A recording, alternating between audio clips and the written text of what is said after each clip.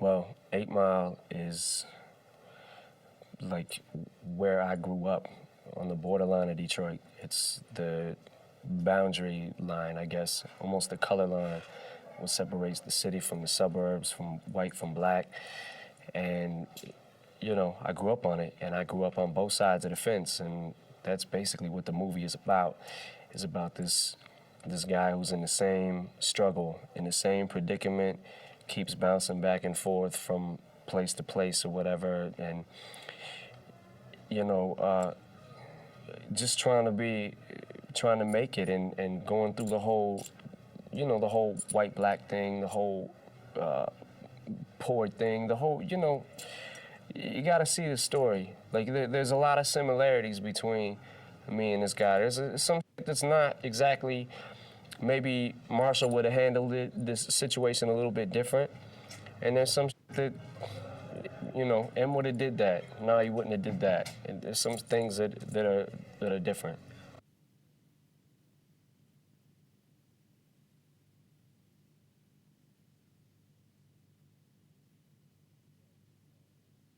Yeah, it was, because like I had to go back. Like I said, I had to strip myself of ego and everything, and go back and put myself in that position where I was reserved, and I was shy, and I was scared to like had it in me, but wasn't quite sure how to bring it out yet in a I don't know, in a positive way, I guess, and show people.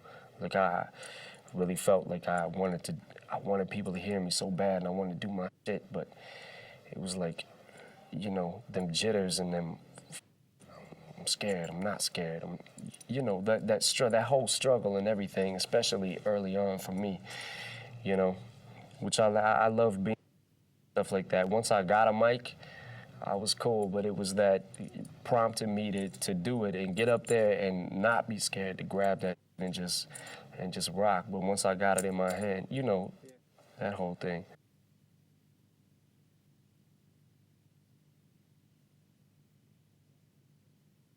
Well, the process basically was just living the movie. Like it got to a point where I really was Jimmy Smith Jr. I felt like I was that person in the music. In between takes, I don't know, man. We just worked really hard. Like I never seen Curtis Curtis was there before me. He was there after me, and I was pulling like 12, 14-hour days.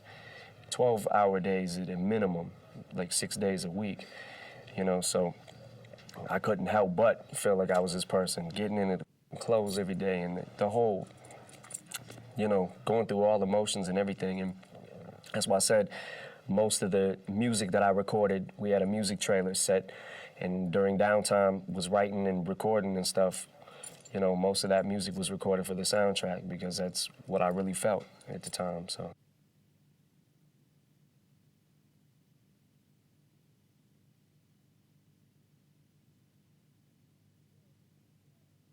Yeah, it's a big splash. And I don't know, I feel like you can do anything, anybody can do anything they set their mind to. If you like really want to do it, it depends on how bad you want it, and I wanted to do it. And I felt like, at this stage of my life, I don't feel like there's too much that I can't do. I don't mean to sound cocky or nothing, but if I like really, really want to do it, I don't give up that easy.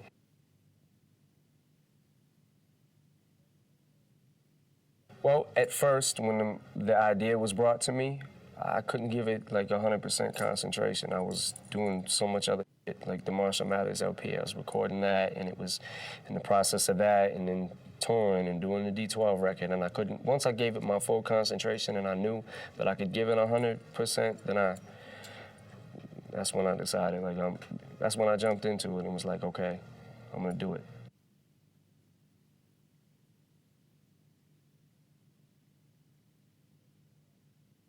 Yeah, Curtis had asked me to lose a little bit of weight and told me like what he saw Jimmy as.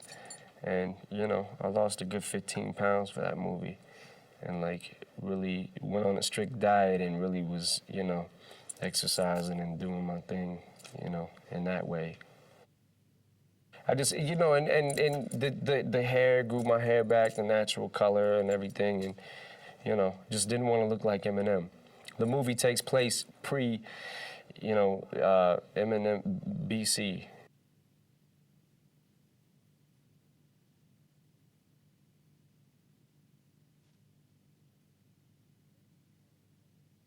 Every song is not going to be specifically about the movie.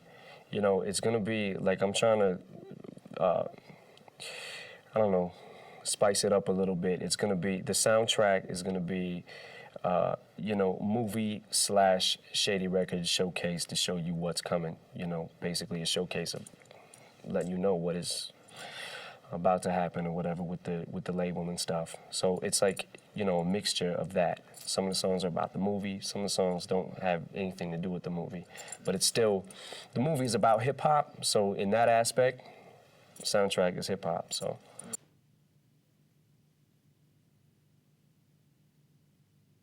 Nah, it's all new music that's gonna be on the soundtrack.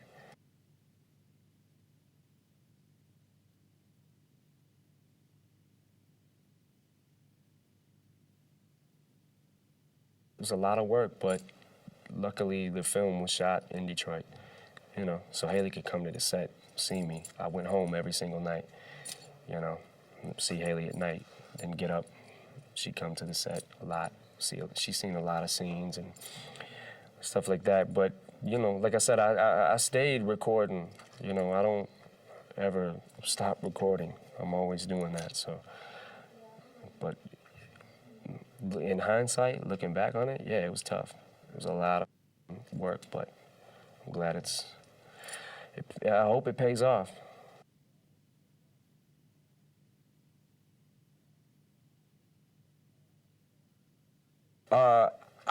I may. I don't think I'm gonna do another hip hop movie, and I don't think I'm gonna do another movie where I'm in every scene.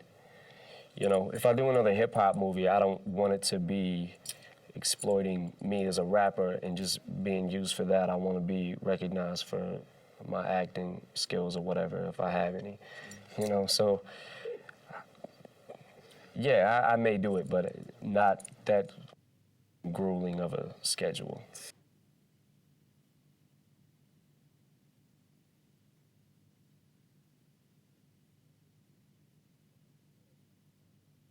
Yeah, I mean, that I have no control over.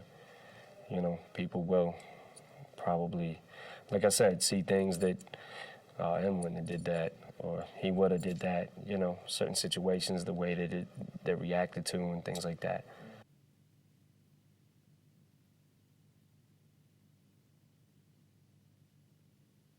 The next D12 record, Obi's record, and 50's record. Those are my things on my agenda. And in the meantime, if I feel like recording something for me, I go in and do it.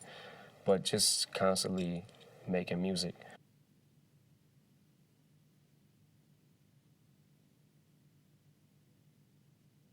I want to be, I definitely want to be looked at as a credible producer, too. That's eventually the next level, the next step for me. And also getting my business smarts up to par.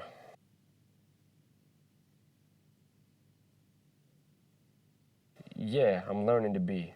I definitely have grown up a lot in the past couple years, and I'm keeping an eye on my money, man.